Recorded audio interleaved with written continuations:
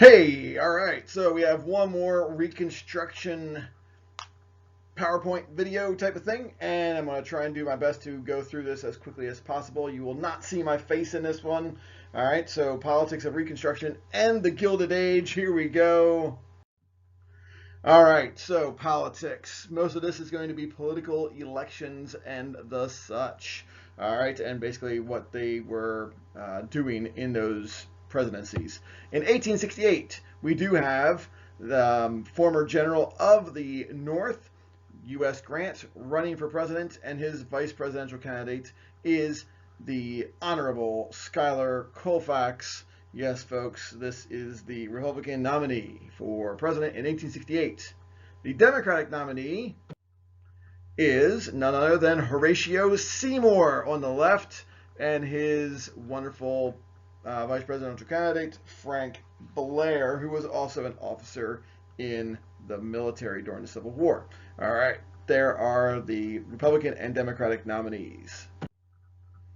This is some of the propaganda that would be against the Democrats.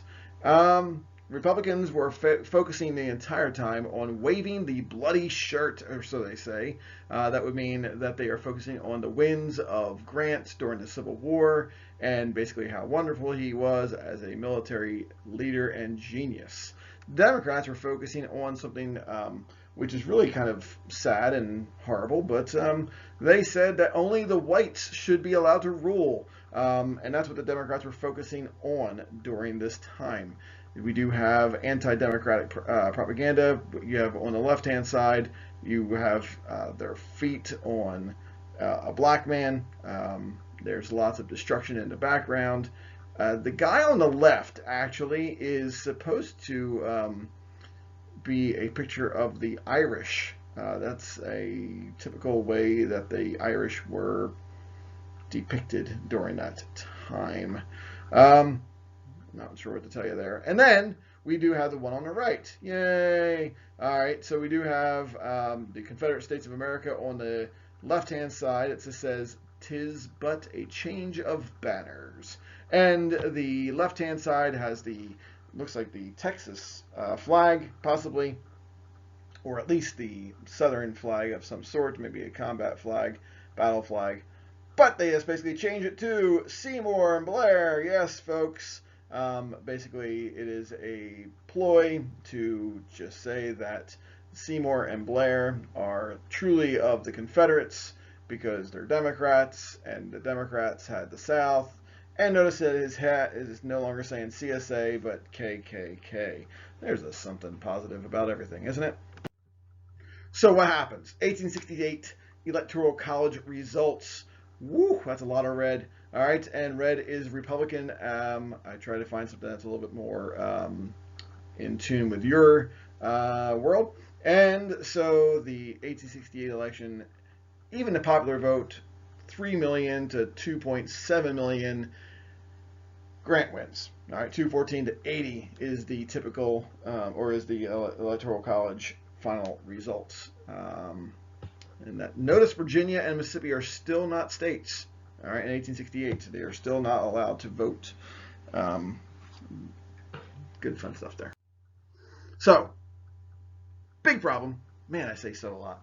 The idea of President Grant as an administrator. He does not realize it, but there's a lot of corruption that goes on during his time as president. And we also have a lot of growth during this time. Some other corrupt presidencies you'll find out about would be Harding and Nixon. Yes, folks, they are kind of corrupt there. And Harding, luckily, he dies in office, so he does not have to deal with a lot of the corruption. Anyway, some scandals of the Grant administration. You have the Tammany ring up in New York, Credit Mobilier, and the Whiskey ring. The Tammany ring of New York City is basically controlled by William Boss Tweed. And his nickname is Boss because he's the boss. All right, not like Bruce Springsteen is the boss, but, he's the boss. He is the notorious head of the Tammany Ring, and it is a political machine. You basically cannot run for office without his approval. All right. He does cheat New York City out of $200 million back then, folks. He is eventually caught, and then he is defended by Samuel Tilden, who runs for president in 1876. He doesn't win. All right, some corrupt individuals. You have Jim Fisk, the balding man on the right with the nice big full beard, and Jay Gould, who's up top with the slicked back hair and the funky little mustache there. Actually, kind of heavy mustache. All right, they are the president and vice president of the Erie Railroad, folks. They often partnered with Boss Tweed in many adventures. All right, they wanted to corner the gold market. So here's what they did. They bought gold. Shouldn't be a major problem. All right, basically because it was getting repaid in cash. And they convinced Grant and through his Treasury Department to not sell gold. All right, because if they did not sell gold, the price of gold would go up. And Grant, he was less like, oh, okay, at first, but then he's like, wait a second, I think something's going on here.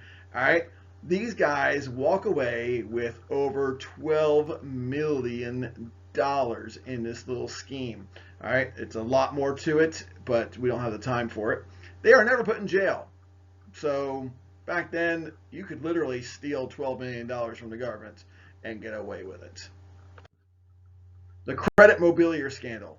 This one's a little bit more interesting. All right, so I have two political cartoons there that are very, very much like two different authors or drawers or artists. So, situation.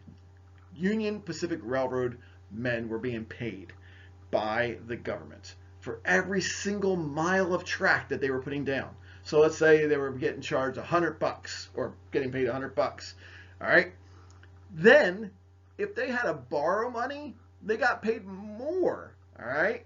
Borrow money to buy supplies and things like that. So what happened is the Union Pacific Railroad guys invent the credit mobilier company as a fake loan company to charge more money to the government. Because if you have to, if you're getting paid more by borrowing money, what better way to show that you are borrowing money than to have a loan company say you borrowed this much money? And the men involved back then basically earned or stole or whatever you want to call it $44 million. Folks, this involves congressmen. This involves the current vice president, Schuyler Colfax, and two future presidential nominees, one of whom actually wins. All right, James Blaine runs for president, and James Garfield, who runs and wins the presidency in 1880. All right, so 1880 President James Garfield, the guy who wins. 1884, I believe, is when James Blaine runs for president, and he doesn't win, but wow, it's close. All right, this is crazy, folks. $44 million back then. You had $200 million, right, from Boss Tweed, and then you had the 12 or so million from the Jim Fisk and Jay Gould. That's a lot of money. But wait, there's more. The whiskey ring. Yes, basically, whiskey tax is 70 cents a gallon after the Civil War. And that's a kicker, all right? If you remember back in the Revolutionary War days, I think the tax that they came up with, with Hamilton and what's that guy named? G-Dubs. Yeah, George Washington. They put a 6 cents a gallon on whiskey. All right, this is 70 cents. And the distillers were going to, basically what they're doing is they're bribing the officials who were collecting the tax. They were saying, listen, we don't want to pay the 70 cents. We'll pay the 35 cents and we'll give it straight to you. All right. So all you need to do is stamp this whiskey as paid in full. We don't pay the government a cent and we'll pay you 35 cents a gallon. All right. The new Treasury Secretary discovers this in 1875. All right, so they had a Treasury Secretary, and he is replaced with a new one, and that new one figures it out. And he's not in on the cut, so he has nothing to lose in this situation. Grant is very, very gullible in this whole thing. He doesn't think that many public officials would be doing this. And he says, I want the criminals convicted. He says, let no guilty man escape. Folks, 238 people are indicted in this whiskey ring. 110 are actually convicted. All right, so Grant is the only president to voluntarily testify for someone, on behalf of someone, as a defense witness. We've never had a president ever do this, and he was just like, I'm going to get these guys, all right? That man is the only major public official in this entire scandal that is acquitted. So he is basically they said, all right, the president spoke on behalf of this guy, so we won't charge him with any crimes, all right? That same guy is charged for another scandal 2 weeks later, all right? This gets so crazy that even Ulysses S. Grant's personal secretary at the time and his new vice president, because Schuyler Colfax was caught earlier, this new one, Henry Wilson, they're involved. So Grant is just like dumbfounded. He is completely shocked, and he's just like, oh my gosh. Believe it or not, he's actually considering a third run for the presidency during all this. And people probably would have been like, whatever, let's put him in. Who cares? All right. Many begin to feel that all politicians are corrupt, and they must be in someone's back pocket. The public states an honest politician is one who, when bought, stays bought. So basically that means if a politician is bought, because they're all bought, they are honest when they stick with the original person that bought them out. Mark Twain, who was alive during this time, he calls this the Gilded Age. Basically, gilded means junk that is covered over with gold plating, all right?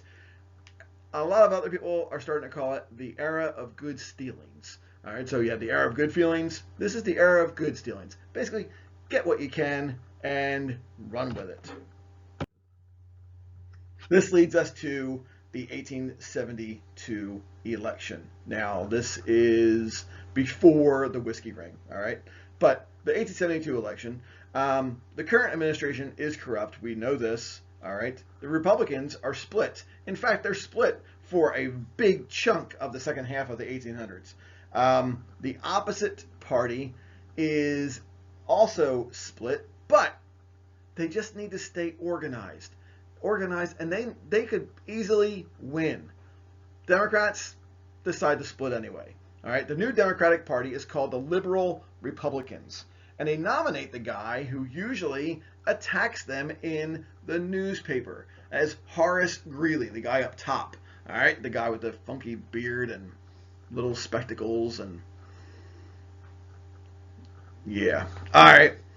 The Independent Democrats, the other side, they nominate Thomas Hendricks. All right, and he'll come into play a little bit later. 3 more guys actually run for the presidency as well for the Democrats. All right. So the 1872 Democratic nominee is Horace Greeley. Oddly enough, Horace Greeley dies 3 weeks after the election, so it's probably a good thing he didn't win. All right. And he's really a Republican, but he runs for the Democrats. I don't know why. Basically, he wants to be president. And they pick on this guy severely during his time as a candidate. You basically can learn the alphabet from all the negative terms that they use against Greeley. They call him an atheist. They call him a brown bread eater. And you're going, what? That means you are really, really wealthy. You can afford to buy brown bread. All right. They also said that he bailed Jeff Davis, the Southern president, out of jail. That part is actually true. They called him a communist. They called him a crank. They called him a fool. And the worst of all, they called him a vegetarian. Yes, folks, they basically said that this guy totally goes against everything that's American. This guy is horrible. All right. And the only true statement out of all those is that he bailed Jeff Davis out of jail. And so that is his major downfall. The Republican nominee is still President Grant. He is plagued with rumors of corruption during his first term, and he comes up with a major slogan of Grant beat Davis, Greeley bailed him. So basically it means U.S. Grant beat Jefferson Davis in the Civil War, and Horace Greeley, he bailed him out. Yes, folks, that's it. He is called a drunk, he is called a corrupt, and he's called a swindler. All of them are pretty much probably true. Well, maybe not the swindler, but his cabinet and his vice presidents have been, so it's not a good situation. And here are the results. All right, we do have Grant winning easily. Greeley only gets 3 electoral college votes.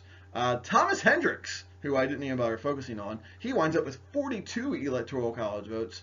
Grant easily wins. The country is completely Republican at this point. You have the black male having the right to vote at this point, and so they are completely in charge of the South pretty much, and they are getting the Southern vote for him.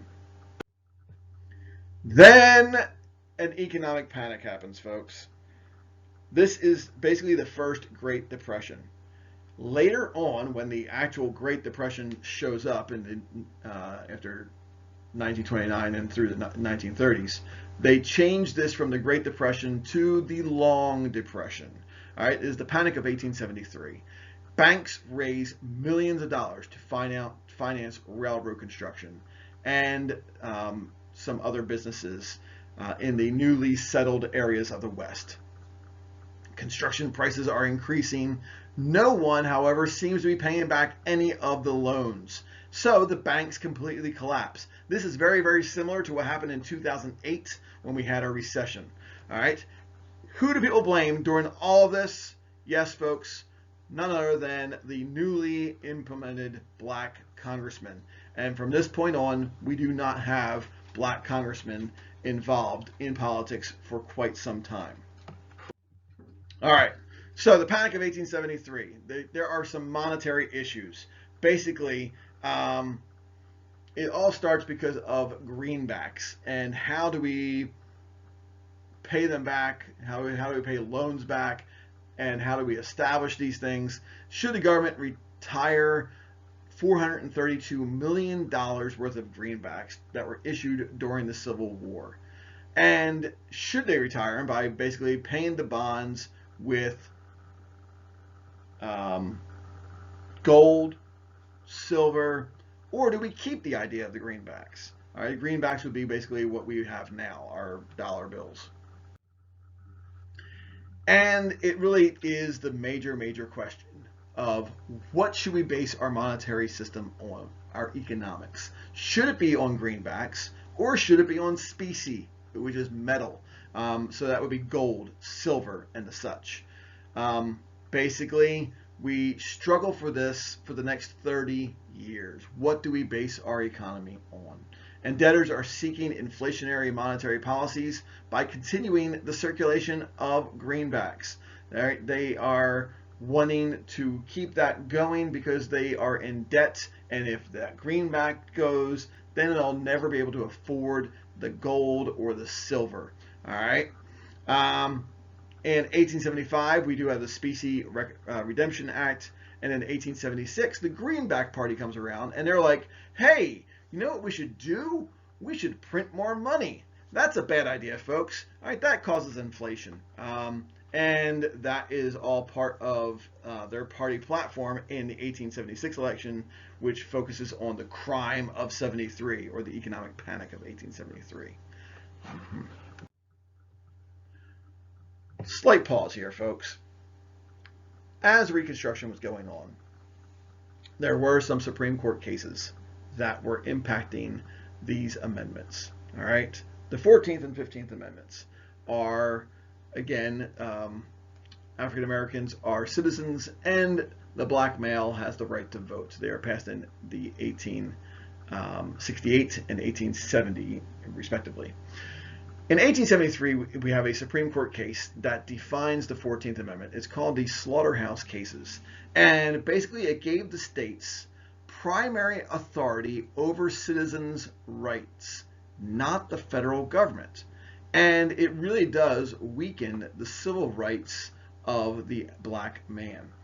All right, in 1873 as well, Bradwell versus Illinois, a female attorney is denied the right to practice law. And again, the court is defining the 14th Amendment. The court decision alludes to the traditional role of woman in the household. So these individuals are not, even though they are citizens, they are not basically given the idea of federal citizenship. It's a state citizenship. While that might be a good thing in certain cases, it's not a good thing in this situation because these individuals do not have rights to practice federally, just in a state. And if a state denies it to them, oh well. Two other cases we're looking at real quick. US versus Reese and others, and US versus Cruikshank in they are both taking place in 1876.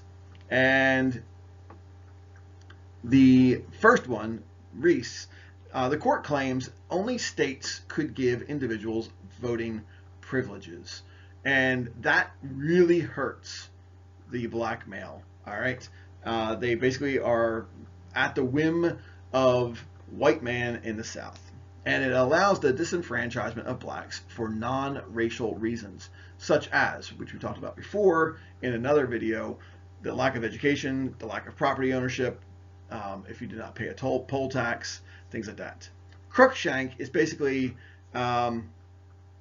allowing white supremacists or even just a white man basically attack blacks. And the court claims that discrimination is unable to be happening by a state. It can only happen by individuals. And it says that the 14th Amendment basically says that discrimination by states cannot happen.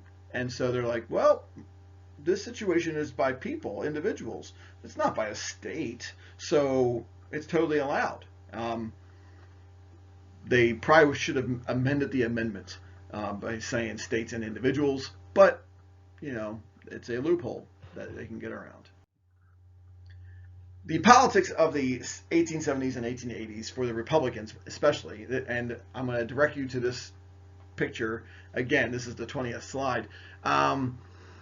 Republicans are often split, and basically they're trying to figure out which Republican should be in charge at that time. And basically they keep on winning because of big business, and business just is good for Republicans. They always seem to lock in the northern vote. And the South was always called the Solid South for the Democrats, all the way until 1964. And then from that point until Reagan in the 1880s, it's even a little bit sketchy at that. All right, so truly the South is a Democratic land. Nowadays, it is Solid South for Republicans. So it has completely changed. And is it really the area has changed, or has politics changed? All right. The Republicans are split, as I told you before. They have the stalwarts. These are regular conservative Republicans, and they are usually led by Roscoe Conkling. All right, and he never really runs for president, but he is the one who is in charge of them all, basically. And then we have the half-breeds, and that sounds like a horrible name, but basically these are stalwarts, and that's the name for them, the stalwarts. And they are called, the stalwarts are calling them this. They are calling them this because they are more moderate. There are some Republicans, some Democrats. Their main guy is James Blaine. And in this picture, you do have a picture of, I think it's Uncle Sam, having his hand on James Blaine. All right. This is also the exact same time, as I told you before, the greenback labor does come into play, and they believe that the economy shouldn't be based on gold. Moving forward, presidential election of 1876. As I told you before, Thomas Hendricks would show up again, and he is the vice presidential candidate for Sam Tilden. Yes, all right, Sam Tilden. And the Republicans have Rutherford B. Hayes and William Wheeler. Hayes and Wheeler are Republicans. Tilden and Hendricks are Democrat. It is steeped in major controversy, this election. All right, that's why we're going to focus on it. It is not decided until 2 days before the inauguration. Can you imagine that now? We are actually about to have a presidential election in 2020, and can you imagine a not deciding it until January 18th? You know, inauguration day now is January 20th, 2021. All right, back then, inauguration day was March 4th, so it was not decided until March 2nd of the 1877. So the election of 1876. I have a few political cartoons I want you to work on, so you can put it on pause and answer the questions. So I want you to try and see if you can remember who is running for president in the Democrats and Republicans. Is this a Democrat or is this a Republican? Who does it look like? All right. Why do you think it is called Go South, Young Man? And what is shown to show political graft or political corruption? All right, what here do you think is showing political graft or corruption? Okay, now this one I'm going to show you on the next slide because there's so much detail in this picture. What I would like you to answer is, what is the theme of this cartoon? What does Tilden or blood mean? What is implied by fools or knaves? And I'll tell you where that is in the next slide. And what is noted about Hayes and Wheeler? Lastly, do you think this is a fair and accurate, and explain why, please? So here is the picture, as I promised, and I said I would tell you where the fools or knaves is located, and it said neither fools nor knaves. If you look at the guy who's holding the gun, above his thumb, there's a word that says not, and it's underlined. Right next to it, it says fool nor knaves. All right, so that's where that is. Why that? Notice it does say if Hayes and Wheeler, up in the upper left-hand column or area, and it has a magic number of 185 electoral votes. It makes you wonder why they're figuring this all out, and we will see how it goes. All right, the election of 1876, the Electoral College map. If you look at this, you're like, wow, this is really evenly split. All right, this is, all right, very much so. Notice South Carolina has 7 Electoral College votes for Hayes. Louisiana has 8 votes, Electoral College votes for Hayes, and Florida has 4 Electoral College votes for Hayes. They are the key states in this situation, all right? Basically, they call this another corrupt bargain, or corrupt bargain part 2. And you're kicking around the ballot box. Who's going to win the presidency? It gets to the House of Representatives, sort of. Not like other elections where the House of Representatives has to decide, but they have to figure out who gets the electoral vote. All right, so the Southern bargain. You have Sam Tilden there on the left holding the hoop as a kid, and then it has Rutherford B. Hayes with the little hobby horse there, and it says, Sammy Tilden says, boo-hoo, Ruthie Hayes got my presidency, and he won't give it to me. And this is the Reconstruction being over at this point in 1877. This is called the Southern bargain. Reconstruction is over with this. South Carolina, Louisiana, and Florida submit certificates of election for both candidates. And that leads us to taking it to the House of Representatives as to which one is legitimate, which election is legitimate. Is it the one that says that Sam Tilden has won, or is it the one that says Rutherford B. Hayes has won? All right, I'll give you this piece real quick. Samuel Tilden has 184 electoral college votes. All right. And as we said before, I believe it was 8 in Louisiana, 7 in South Carolina, 4 in Florida. That equals 19 votes that needed to be decided. All right. So what we have is Rutherford B. Hayes having 166 electoral college votes. He is 19 shy of possibly winning the presidency. Samuel Tilden only needs one more electoral college vote to win the presidency, because 185 is what was needed. Guess what, folks? Rutherford B. Hayes wins. All right, this is the Compromise of 1877. Basically, backroom deals are being made. It was agreed that if Rutherford B. Hayes becomes president, they will remove, the federal government will remove the troops, the federal troops, the military from these last 3 southern states. All right, the big impact is this brings on the black codes, the Jim Crow laws for the blacks in the South. Hayes's election truly hurts the minorities. All right, states are now free to do as they please from this point on, and basing it on the Supreme Court decisions that we just looked at a little while ago. So the impact on the South. Rutherford B. Hayes' election forces blacks and poor whites into sharecropping. We talked about that in the other slideshow. Which is basically a group who shares the land and works it to gain the food and other crops they need to survive, but most of the profits goes off onto the person who is the merchant and the landowner, who happen to be wealthy whites. All right.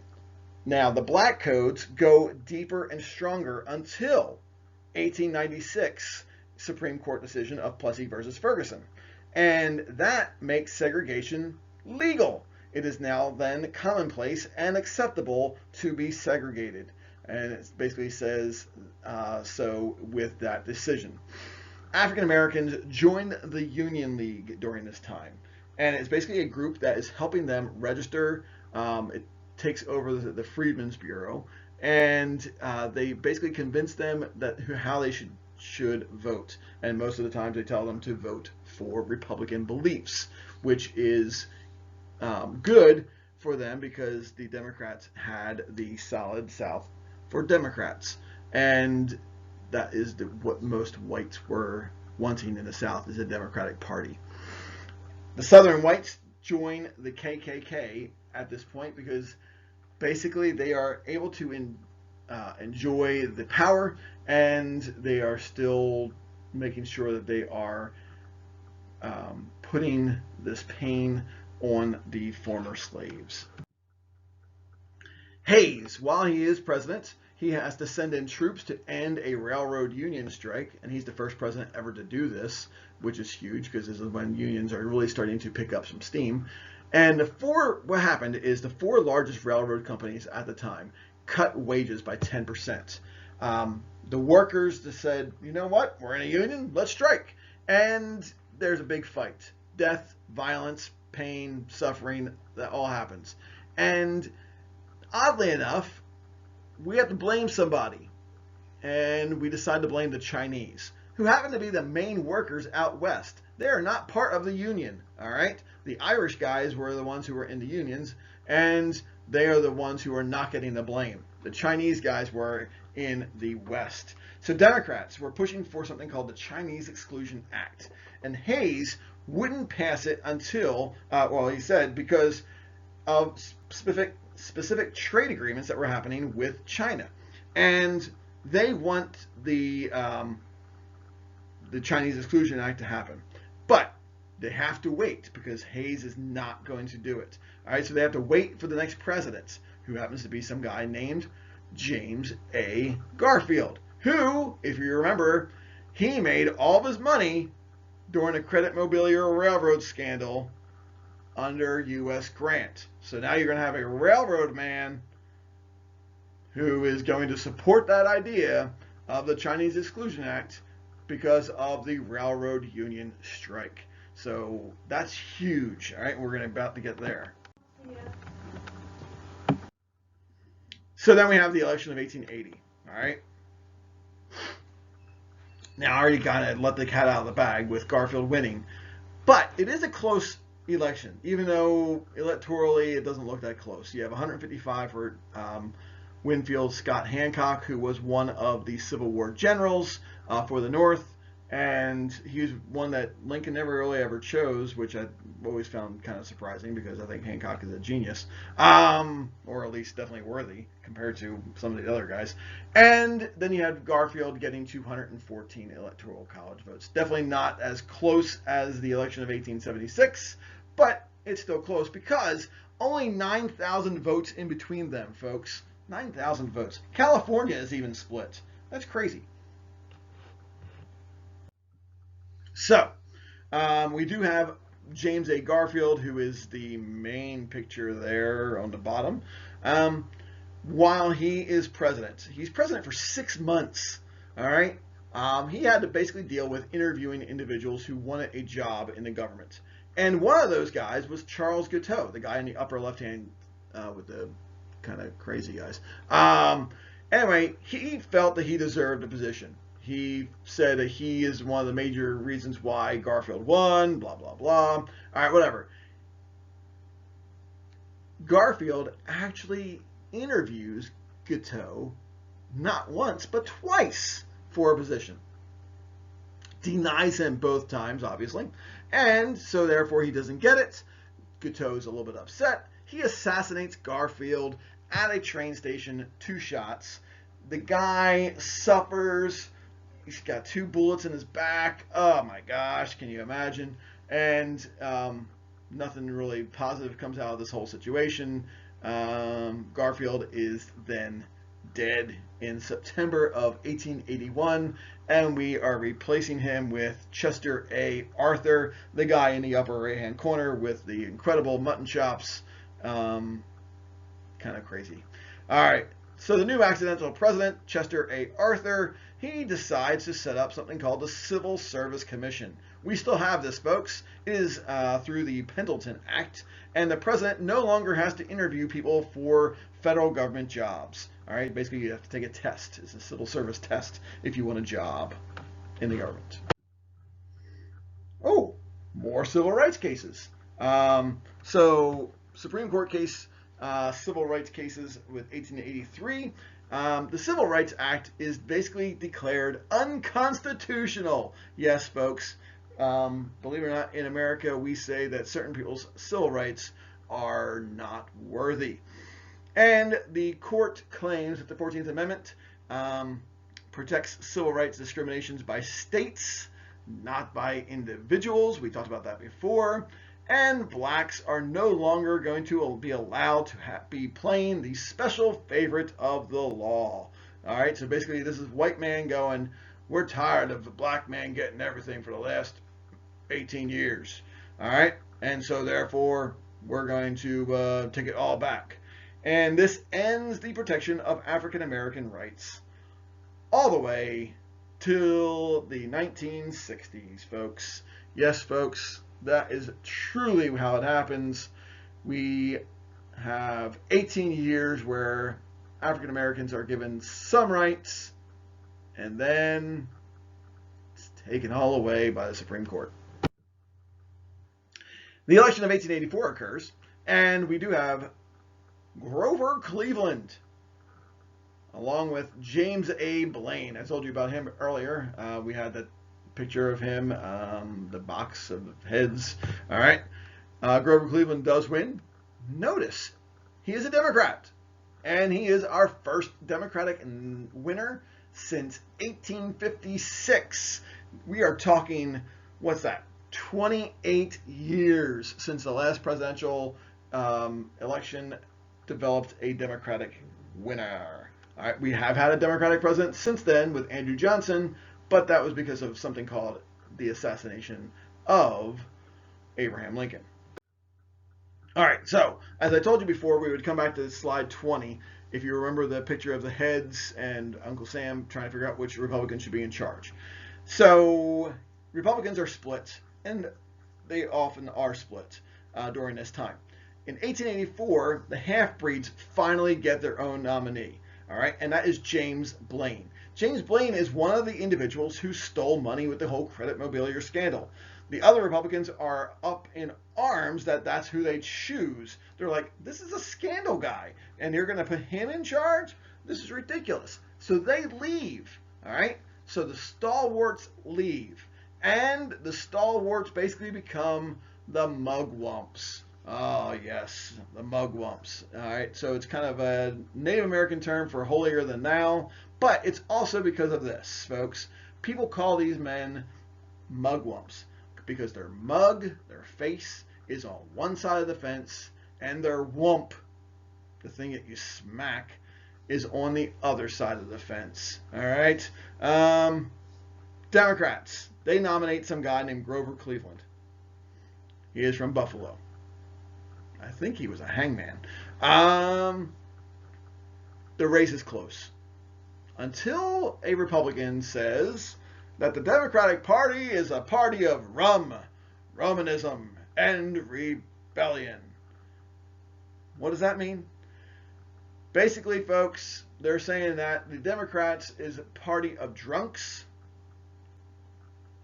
Catholics, and people who support the Civil War. Guess what, folks?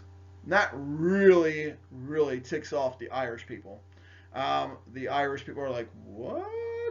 How can you say that? We're Irish Catholic, and we support rebellion against England, and we like having beverages. So the Irish support Grover Cleveland, because they're like, well, if you think so, then we will support this man. And that wins him the election, folks. The election of 1884. The political cartoon there, there is a man, fourth man on the bottom sitting down. That fourth man on the bottom in the brownish, blackish robe is none other than Teddy Roosevelt, a 26-year-old Teddy Roosevelt. He is already starting to gain some steam in the national agenda here. This is supposed to be a mockery of James Blaine, basically stripping him naked in front of the Senate to see all the wonderful tattoos all over his body to show all the scandals that he was involved in and things like that.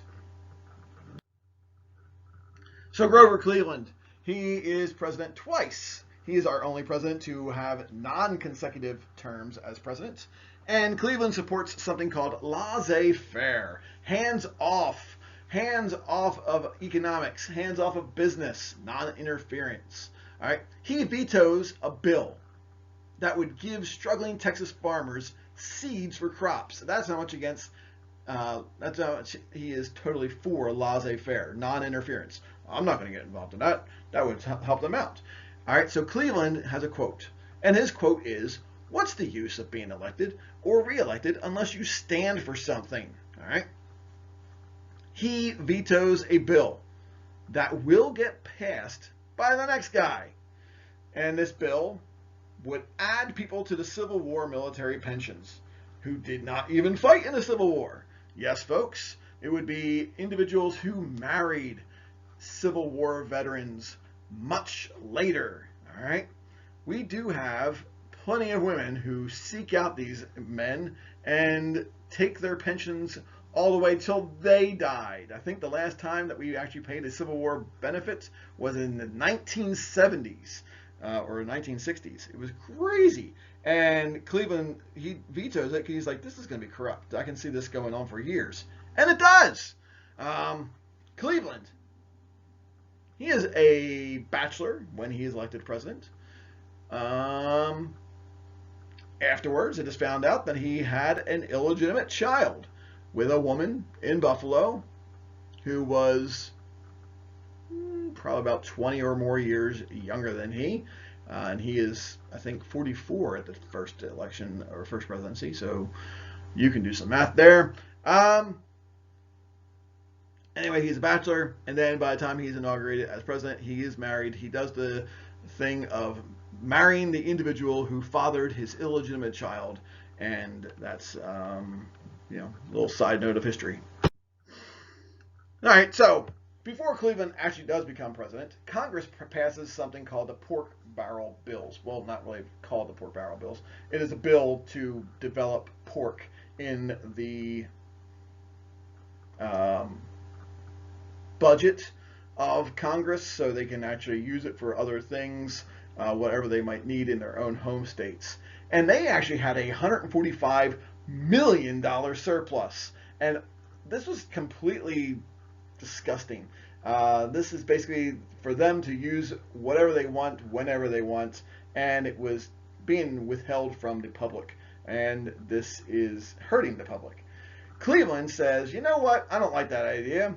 We're going to lower the tariff. And the main reason why he wants to lower the tariff is to get rid of congressional pork bills. All right? And he creates a stable surplus, which is amazing. We have a president who is actually trying to help our economy, and he creates a surplus by lowering the tariffs. Remember tariffs, folks? Low tariffs actually help foreign countries. And people were saying that a vote for Cleveland is a vote for England. Now, who doesn't like England? But the Irish people, folks. And when that happens, the Irish people are like, if that's the case, then we don't want to vote for Cleveland. And that's why he loses this time around in 1888. The picture there is John Bull, who is a character of England, and his friend Cleveland. All right.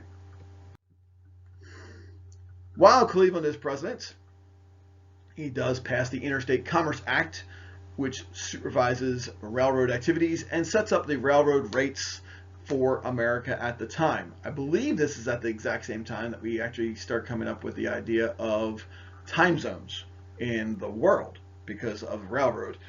We create a railroad system where we have 24 time zones, and that is when it is all developed.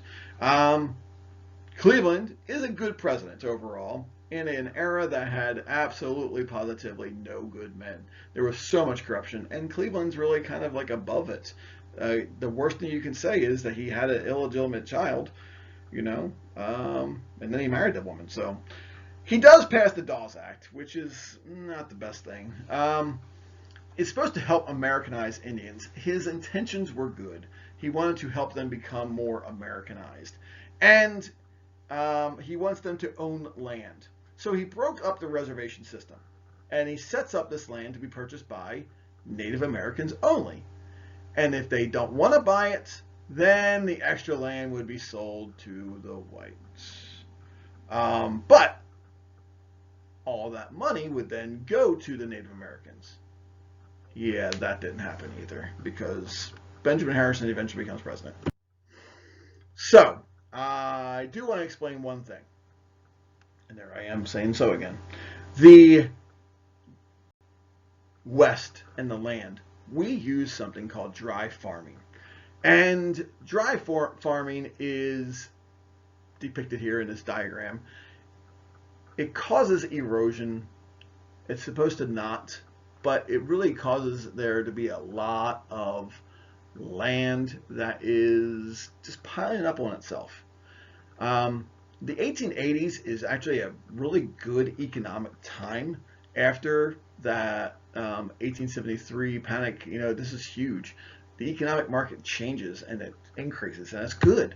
Crop sales are going up incredibly. All right. Crop prices are decreasing. All right, so that's good for the buyer, but not good for the farmer. And the number of farmers is decreasing because there's more and more people living in the cities. Whatever, yeah, that's what, take it or leave it. So it might be good for some of the farmers because you're able to make some money out of that situation because there's not as many farmers. But then a drought does occur, and that's bad. And the idea is from this dry farming situation that you would be able to still farm during a drought. It's a good thing. It does grow wheat and things like that, but eventually it's going to become bad. And one other bad thing happens during the 1880s is we actually have a lot of locusts in the farm country, and it does destroy any excess crops. Um, so dry farming, there's the idea of it. You basically have a pool of water, and you put the seed in deeper, and it's going to survive eventually. No water, no irrigation. The land becomes very, very loose. When the land becomes loose, through the next 3 to 5 decades, we have a slight problem. In the 1930s, there was something called the Dust Bowl.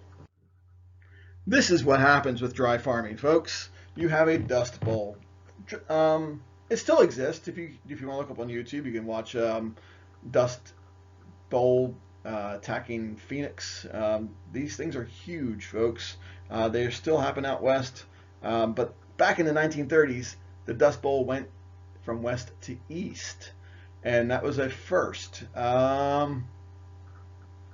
Give you a hint, or give you a little situation here.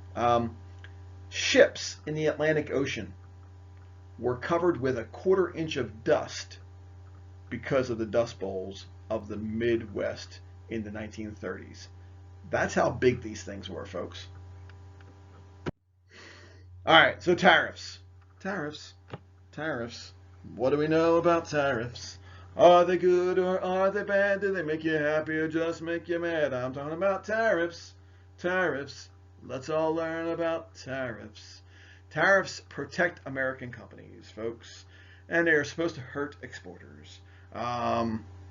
So I have here is a wonderful little political cartoon time. So if you could, apply what you have learned about tariffs this year. And what does this cartoon show you? What kind of tariff is this? All right, so good fun stuff there. Do it. The election of 1888. Benjamin Harrison wins. He beats Cleveland. He is honest and brutal, and there he is as a cowboy type of guy. Raises the tariffs. Tariffs. What do you know about tariffs? He enters office with a huge surplus. In fact, it's $100 million. But he gives it away to Civil War vets. Remember I told you that thing that Cleveland said, I think this is bad, and it's going to cause a scandal, and it's corrupt. Well, Harrison goes, I like it. And he is the man who passes that wonderful thing called the Pension Act, where we actually pay individuals who are related to Civil War veterans until they die. All right. He also passes the Sherman Antitrust Act, which is supposed to protect workers by deterring new and existing monopolies. That kind of backfires. You'll learn about that next year. And he also passes the McKinley tariff, which is the highest tariff ever. Not President McKinley. It would be when McKinley was a senator. McKinley tariff does hurt farmers, and it even hurts his own party. All right, people are so furious with this tariff that Republicans lose 77 seats in Congress during the midterm election of 1890. So that is a huge, huge loss for the Republican Party. And they're like, what are we going to do? How are we ever going to recover? Well, you don't. The election of 1882. Some issues were occurring. All right, so the farmers, they were getting tired of all the different price changes, and they felt like they were getting robbed. And they form basically a lobby group called the Grange. This is a collective. They were supposed to help each other out with this, but it's also to convince Washington of other things to do. The Populist Party, the People's Party, they take over the Grange's agenda, and they incorporate their ideas. And the Populist Party is a new political party. They were trying to become the next big party because the other two parties are just always divided. And they're like, we can do this. And they never do. So what do they want? They want unlimited coinage of silver. They want income tax. All right? And they want to have a government to own the phone company, the telegraph company, and the railroad company. All of you are going, that's socialism. We don't want socialism in America. Sounds like a Bernie Sanders type of thing, huh? So now Jim Crow laws in 1892 are in full force. The South is starting to seek complete revenge for the Republican policies of the Reconstruction era. If you remember, I told you, pay attention to 1860. Remember 1860? Well, here it is, folks. The Southern individuals who are seeking revenge for Republican era policies say this. You know what? Remember that 1860 thing? Well, we're going to create a new law. It's called the Grandfather Clause. And we're going to say that no black man can vote. Unless, of course, their ancestor could vote in 1860. Yes, folks, think about it. How many blacks voted in 1860? Oh, that's right, 0. So, this is moving the civil rights even further behind the Grandfather Clause. Yes, if your grandfather could vote in 1860, then you can vote now too. But African American males do not gain the right to vote until 1870 in the 15th Amendment. Not very nice. All right, the election of 1892. Cleveland wins office again. And you're going, that's not Cleveland. That's J.P. Morgan. All right. Situation is that $100 million surplus he had, it's totally gone. All right. We are in debt now. And he gained all that wonderful surplus. He figured it all out by lowering tariffs. And unfortunately, he becomes president. There's no surplus. And then we go into an economic panic. All right. This is not the same world that it was earlier in his first election, in his first time as presidency. He asks J.P. Morgan, who happened to be a multimillionaire businessman, to give us some loan to help us get out of debt.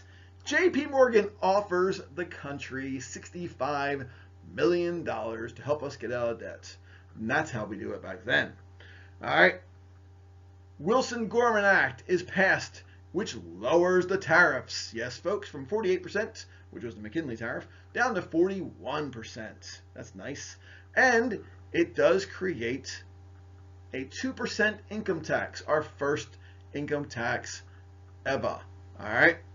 And this is on the top 5% of people who are wealthy. Back then, the top 5% would be making $5,000 a year. So the 2% income tax is only on those who make $4,000 or more a year. I may have said 5, but it's $4,000. The election of 1896 occurs. You have William Jennings Bryan versus some guy named William McKinley, who happens to have a highest tariff named after him. McKinley wins. All right, so 271 to 176, 500,000 votes in between the two. The election of 1896 occurs, and McKinley does win. He passes the Dingley tariff. Yes, folks, the Dingley. You Dingley. He raises tariffs up to 46%. He loves tariffs, apparently. Yeah, 46.5%. McKinley is not in favor of the gold standard, but he kind of feels pressured because there was a guy who runs against him. His name is William Jennings Bryan. And William Jennings Bryan said he was a free silverite. He said that if you elect McKinley, you are going to crucify mankind on a cross of gold. McKinley kind of feels like, well, I guess I have to live up to this idea of a gold standard. And so basically, he creates this whole idea of the Gold Standard Act, which paper currency would then be redeemable by gold. Ladies and gentlemen, this causes an inflation, and it changes America from this point forward. We become a superpower. We become a major world player. In 1898, the Spanish-American War occurs and ushers in the era of Teddy Roosevelt. And that, my dear friends, changes America from a simple country to a corrupt country to a capitalistic powerhouse. Folks, that's about it. I know it's really long. Hopefully you enjoyed this year. Take care, have fun, and as always, go Garnets!